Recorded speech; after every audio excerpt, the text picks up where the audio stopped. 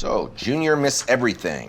Skateboarder, basketballer, science clubber, seal clubber. If it's long QT syndrome, any startling stimulus in that skate park could have triggered the arrhythmia. Loud noise, flashing lights. Scare the patient to death to confirm long QT.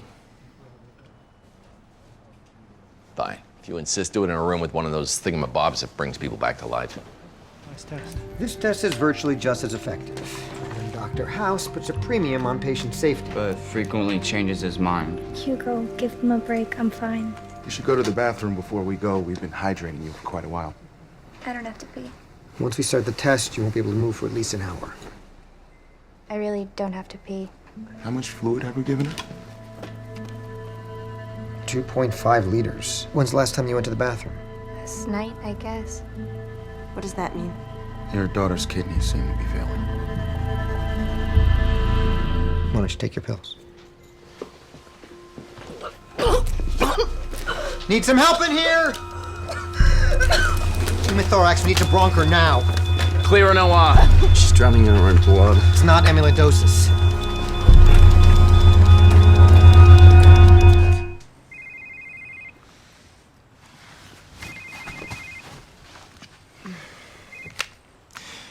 Cuddy and I are naked. So, I'm having trouble focusing. Use small words. Kidney biopsy was clean, so we rechecked a piece of her lung from the OR. You lost me.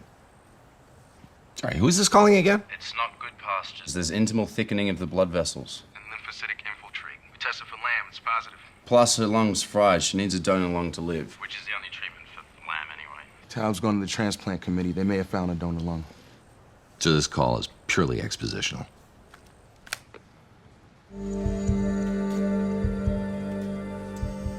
Surgery was uneventful, but the donor lung started failing about an hour into recovery.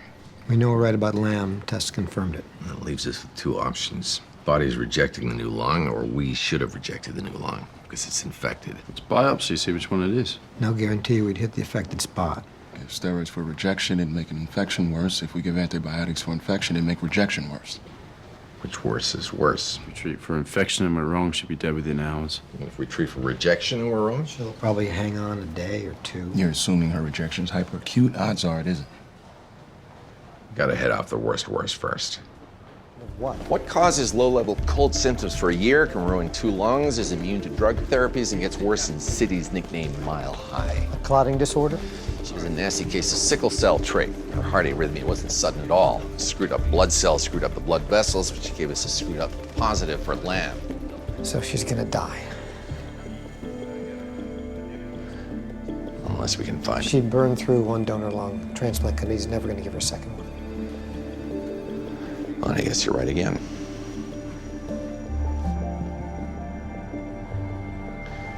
Unless we don't need their approval.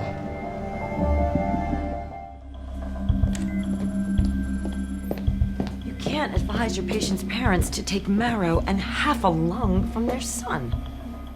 Guess I could just chat with them about the weather. Blood test just confirmed sickle cell trait, so they might be curious about the only treatment option. Though we are having weird weather lately. There is a huge reason not to take lungs from living patients. So the siblings can die? Their son has CMD. As it is, he's gonna die of respiratory failure by 25. We could cut whatever time he has left in half. That qualifies as a bad reason for them to reject the idea. It's a much worse reason for them not to get the choice. It's coercive to tell them. You ever hear of do no harm? It was 2nd year, right? I had mono all that fall. Their son's not even our patient. Why don't we just take half a lung from some guy in the clinic with a toothache? Great idea. Now we can give the parents 2 options. We don't compromise one life for another. Please. Tell me. Give me some kind of hope. I'm afraid I can't do that. We're talking about my daughter's life. What can't you tell me? If there's any chance you can save her, anything you can try.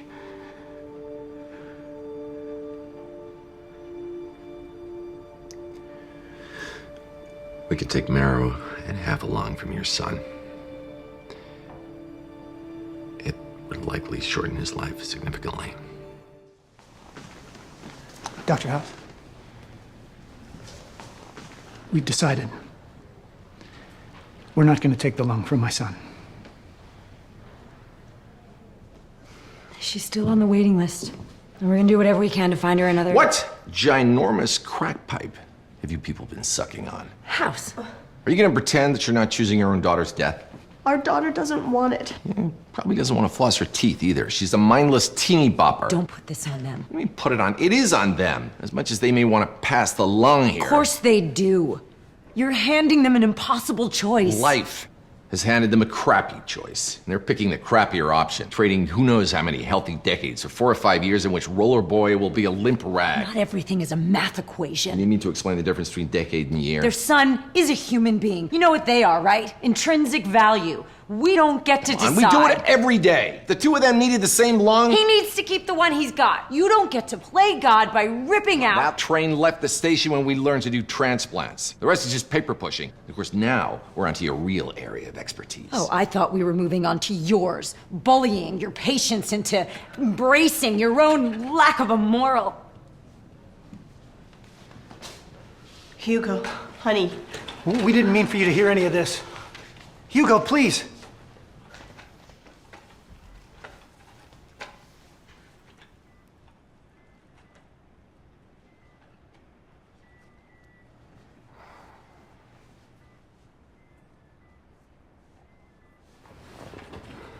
I want you to take half my lung.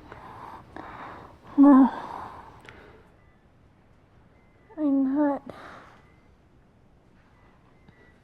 You do so many great things. I just watch. I get to watch and coach and cheer. That's not me out there. Never will be. If you take this piece of me, carry it with you, then I really can share in everything you do.